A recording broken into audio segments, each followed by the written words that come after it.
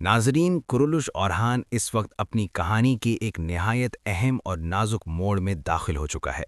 اگر پچھلی چند اقساط کو غور سے دیکھا جائے تو صاف محسوس ہوتا ہے کہ کہانی اب آہستہ آہستہ ایک نئے رخ کی طرف بڑھ رہی ہے۔ وہ رخ جو صرف وقتی ایکشن یا جذباتی مناظر تک محدود نہیں بلکہ تاریخ کے اصل دھارے سے جڑتا ہوا دکھائی دے رہا ہے۔ گزشتہ کچھ عرصے سے یہ بات واضح تھی کہ سیریز کی ریٹنگ میں کمی آ رہی ہے، اور یہی وجہ ہے کہ پروڈیوسر محمد بوزداق کو سنجیدہ فیصلے لینا پڑے۔ اب ایسا لگتا ہے کہ وہ محض تماشائی مناظر کے بجائے کہانی کو مضبوط بنیادوں پر استوار کرنا چاہتے ہیں۔ اسی سنجیدگی کا اثر ہمیں آنے والی اقساط میں صاف نظر آنے والا ہے۔ کہانی میں سب سے پہلے جس تبدیلی کا احساس ہوتا ہے وہ دشمنوں کے کردار سے جڑا ہوا ہے۔ ایک طویل عرصے سے دکھائے جانے والے طاقتور دشمن اب اپنے انجام کے قریب محسوس ہوتے ہیں۔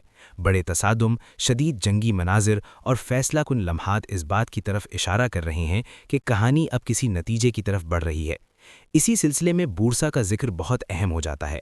بورسا محض ایک شہر نہیں تھا بلکہ عثمانی ریاست کے لیے ایک خواب، ایک مقصد اور ایک مستقبل کی علامت تھا۔ تاریخ گواہ ہے کہ بورسا کی فتح نے عثمانیوں کو ایک قبائلی طاقت سے نکال کر ایک منظم ریاست کی شکل دی۔ یہی وجہ ہے کہ اس فتح کو سیریز میں ایک خاص اہمیت کے ساتھ پیش کیا جا رہا ہے، اور ناظرین، اسی فتح کے ساتھ جڑا ہوا ہے وہ لمحہ جو ہر دیکھنے والے کے دل کو بھاری کر دیتا ہے۔ وہ لمحہ جب ایک عظیم بانی، ایک عظیم سپہ سالار اور ایک عہد ساز شخصیت اپنی زندگی کے آخری لمحات میں داخل ہوتی ہے۔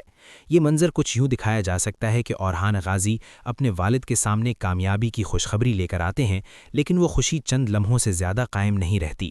عثمان بے اپنی آخری سانسیں لیتے ہیں، ہاتھ میں بورسا کی مٹی ہوتی ہے، اور یوں وہ اپنے خالق حقیقی سے جا ملتے ہیں۔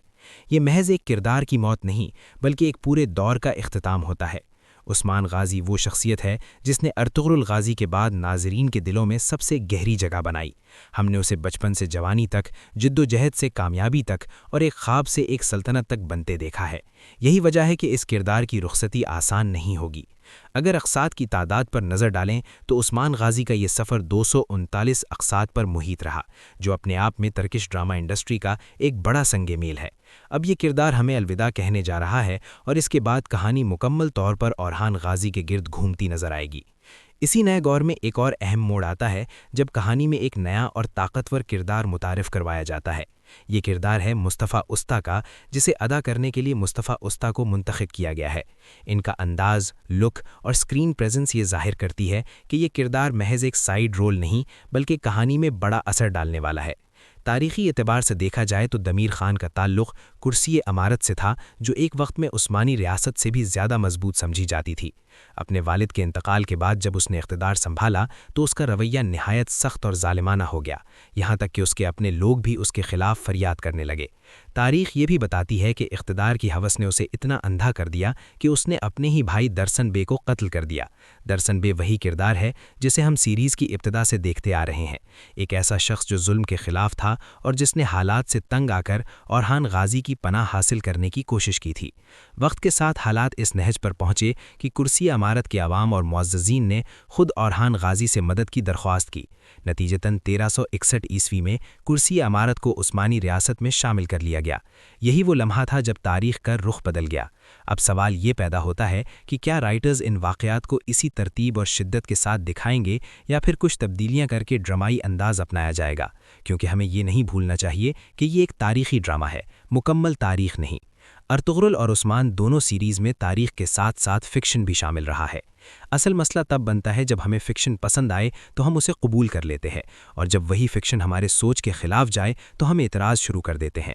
حالانکہ حقیقت یہ ہے کہ اگر کہانی مضبوط ہو، کردار با اثر ہوں اور جذبات درست جگہ پر ہوں تو تھوڑی بہت تبدیلی بھی قابل قبول ہو جاتی ہے۔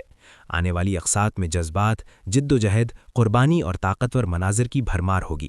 عثمان بے کی رخصتی کے بعد کہانی ایک نئے دور میں داخل ہوگی جہاں اورہان غازی کو نہ صرف اپنے والد کی میراث سنبھالنی ہوگی بلکہ نئے دشمنوں، اندرونی سازشوں اور بڑے فیصلوں کا سامنا بھی کرنا ہوگا۔